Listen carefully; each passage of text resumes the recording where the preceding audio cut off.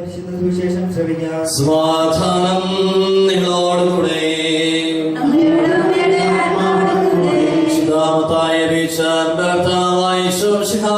പരിശുദ്ധ സുവിശേഷം സ്വർഗരാജ്യം വയലിൽ ഒളിച്ചു വെച്ചിരിക്കുന്ന നിധിക്ക് തുല്യം. അത് കണ്ടെത്തുന്നവൻ അത് മറച്ചു വെക്കുകയും സന്തോഷത്തോടെ പോയി തനിക്കുള്ളതെല്ലാം വിറ്റ് ആ വയൽ വാങ്ങുകയും ചെയ്യുന്നു. വീണ്ടും സ്വർഗരാജ്യം നല്ല രത്നങ്ങൾ തേടുന്ന വ്യാപാരിക്ക് തുല്യം. അവൻ വിലയേറിയ ഒരു രത്നം കാണുമ്പോൾ തനിക്കുള്ളതെല്ലാം വിറ്റ് അത് വാങ്ങുന്നു. സ്വർഗരാജ്യം എല്ലാത്തരം മത്സ്യങ്ങളെയും ശേഖരിക്കുവാൻ കടലിലേക്ക് എറിയപ്പെടുന്ന വലയ്ക്ക് തുല്യം. വല നിറഞ്ഞു കഴിയുമ്പോൾ അവർ അത് കരയ്ക്ക് വലിച്ചു കയറ്റി അവർ അവിടെ ഇരുന്ന നല്ല മത്സ്യങ്ങൾ പാത്രത്തിൽ ശേഖരിക്കുകയും ചീത്ത മത്സ്യങ്ങൾ പുറത്തേക്ക് എറിയുകയും ചെയ്യുന്നു. യുഗാന്ത്യത്തിലും ഇതുപോലെ തന്നെയായിരിക്കും. ദേവദൂതന്മാർ ദുഷ്ടന്മാരെ നീതിമാന്മാർ നിവർത്തിരിക്കുകയും അഗ്നികുണ്ഡത്തിലേക്ക് എറിയുകയും ചെയ്യും.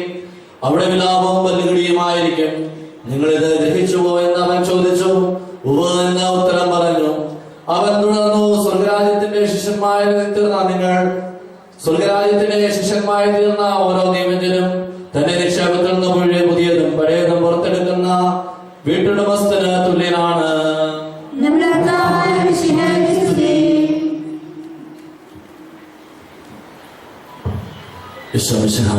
സ്നേഹം നിറഞ്ഞവരെ,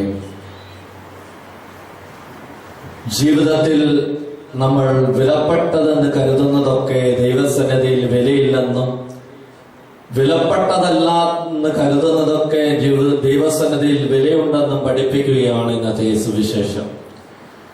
വിലപ്പെട്ടതിനെയൊക്കെ വീണ്ടെടുത്തുകൊണ്ട് വിശുദ്ധീകരിക്കുവാനുള്ള ജീവിതമാണ് നമ്മുടേതെന്ന് വലിയ ഒരു ഓർമ്മപ്പെടുത്തൽ ഇന്നത്തെ സുവിശേഷം നമ്മുടെ മുമ്പിലേക്ക് വെച്ച് നീട്ടുന്നുണ്ട്.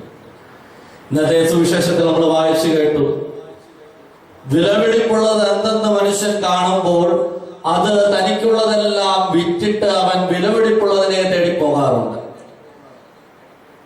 മല്ലപ്പള്ളി ചന്തയിൽ നിന്ന് 10 രൂപയുടെ പച്ചക്കറി മേടിക്കുമ്പോൾ നമ്മൾക്ക് തോന്നും അതിന് വലിയ വിലയൊന്നുമില്ലെന്ന്. എന്നാൽ ഒരു ഷോപ്പിംഗ് മാളിൽ ചെന്ന് 100 രൂപ കൊടുത്ത് അതേ പച്ചക്കറി മേടിക്കുകയും ചെയ്യുന്ന മലയാളികളാണ് നമ്മൾ.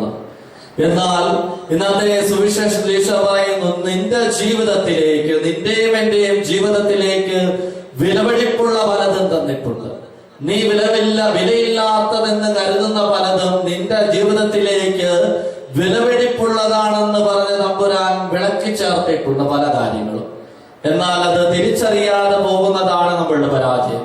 ഇന്നത്തെ സുവിശേഷത്തിൽ ഈശോ പറയുന്നു, വയലിലെ നിധി അത് വലിയൊരു നിധിയാണെന്ന് കണ്ടെത്തുന്നവൻ തനിക്കുള്ളതെല്ലാം വിറ്റ് ആ വയല് സ്വന്തമാക്കുകയാണ്.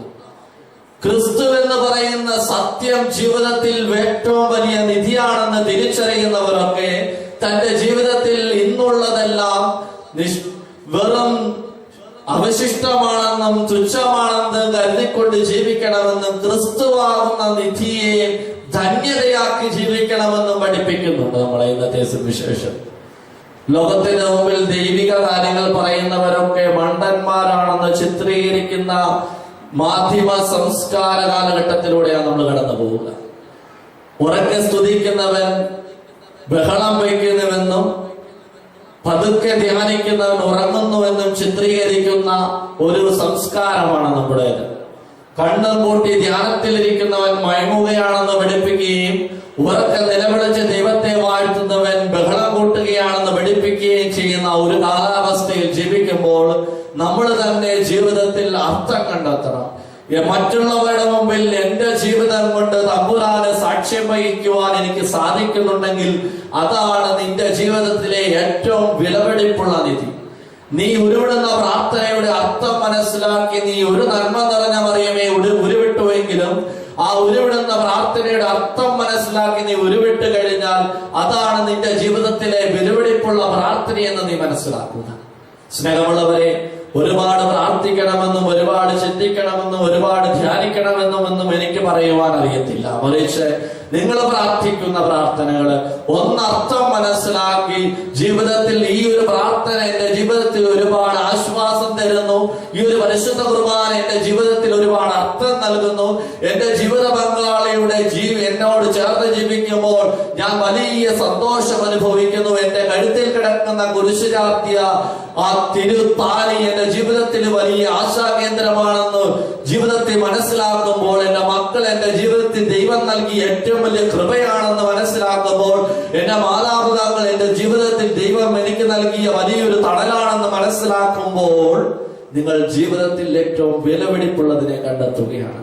അമേരിക്കൻ പ്രസിഡന്റ് ബുഷ് അല്ലെങ്കിൽ ഒബാമയും ജീവിതത്തിലെ ഏറ്റവും വലിയ സ്ഥാനപതിയാണെന്ന് മനസ്സിലാക്കുന്നതിനേക്കാൾ ഉപരി എന്റെ ജീവിതത്തിൽ എന്റെ ദൈവം നൽകിയ കൂരയ്ക്ക് കീഴിൽ എനിക്കൊരു ഹൃദയം നൽകുന്ന ഒരു ജീവിത പങ്കാളി ഉണ്ടെന്ന് മനസ്സിലാക്കുന്നതല്ലേ എന്റെ ജീവിതത്തിലെ ഏറ്റവും വലിയ വിലപിടിപ്പുള്ളത്. ഷോപ്പിംഗ് മാളിൽ നിൽക്കുന്ന ക്യാപ്സിക്കോ വെണ്ടയ്ക്കയും പാവയ്ക്കയും ഒക്കെയല്ല ഈ മാർക്കറ്റിൽ എന്റെ ജീവിത പങ്കാളിൽ 5 രൂപയ്ക്ക് മേടിച്ചുകൊണ്ടുവരുന്ന പച്ചക്കറിയാണ് എന്റെ ജീവിതത്തിലെ ഏറ്റവും വലിയ ശ്രേഷ്ഠതയുള്ളതെന്ന് മനസ്സിലാക്കുന്നതല്ലേ ഏറ്റവും വിലപിടിപ്പുള്ളത്. സ്നേഹമുള്ളവരെ, മുറ്റത്ത് വാതിൽക്കൽ നിൽക്കുന്നതിന് വിലപിടിപ്പുള്ളതായിട്ട് കാണുക. എന്റെ ഭവനത്തിൽ എനിക്ക് ദൈവം നൽകിയിരിക്കുന്നതിനെല്ലാം വിലപിടിപ്പുള്ളതായിട്ട് കാണുക.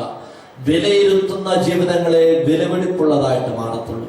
നമ്മൾക്കറിയാം, ഒരു കമ്പനിയുടെ പ്രോഡക്റ്റ് വിപണിയിലേക്ക് ഇറങ്ങിക്കഴിഞ്ഞാൽ അതിനെ വിലയിരുത്തും, എത്രമാത്രം ജനം അതിനെ ഉൾക്കൊണ്ടുവെന്ന്.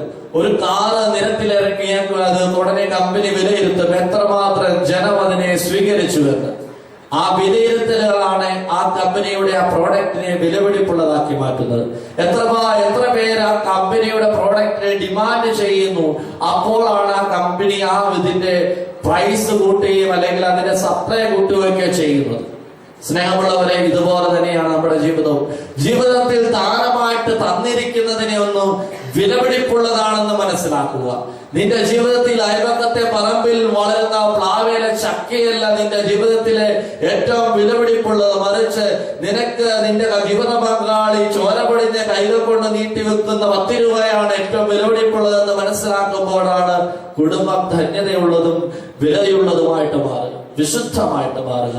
അതുകൊണ്ട് ഓർക്കുക സ്നേഹമുള്ളവരെ, ഇന്നലെ വരെ മറ്റുള്ളവരെ നോക്കി നിൽക്കുന്ന കണ്ണുകളല്ല നിന്റെ കണ്ണുകൾ. ഇന്നു മുതൽ നീ നോക്കി നിൽക്കേണ്ടത് നിനക്ക് ദൈവം ദാനമായിട്ടും വിലപിടിച്ചതുമായിട്ട് നൽകിയ ചില കാര്യങ്ങളെയാണ്. അത് ഓർത്തെടുക്കുകയും അത് നിന്റെ ജീവിതത്തിലേക്ക് വിളക്കി ചേർത്ത കാര്യങ്ങളാണ്.